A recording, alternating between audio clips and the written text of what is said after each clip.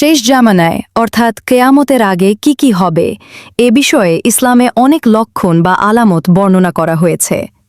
এগুলো মানুষকে সতর্ক করার জন্য বলা হয়েছে। এই ভিডিওতে আমি এগুলো আপনাদের সাথে শেয়ার করার চেষ্টা করব। ভিডিওটি দেখার আগে চ্যানেলটি সাবস্ক্রাইব করুন এবং আপনারা কে কোথা থেকে ভিডিওটি দেখছেন তা কমেন্ট করে জানান। কেয়ামতের আলামতগুলো হল: ১.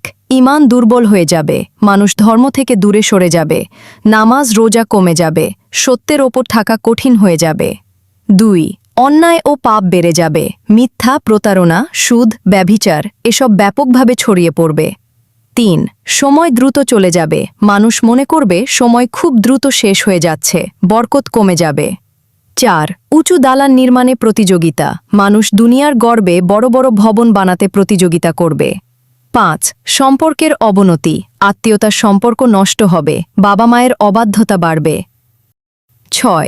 যুদ্ধ ও বিশৃঙ্খলা বৃদ্ধি, বিভিন্ন জায়গায় অশান্তি, যুদ্ধ ও ফিতনা, বিশৃঙ্খলা ছড়িয়ে পড়বে। ৭. ভালো মানুষ কমে যাবে, সৎ ও সত্যবাদী মানুষ কমে যাবে আর খারাপ মানুষ প্রভাবশালী হবে। ৮. বড় বড় নিদর্শন, চিহ্ন, শেষ দিকে কিছু বড় ঘটনা ঘটবে, যেমন দাজ্জালের আগমন, হজরত ঈসা আলাইহি ওয়াসাল্লামের পুনরাগমন, ইয়াজুজ মাজুজের আগমন।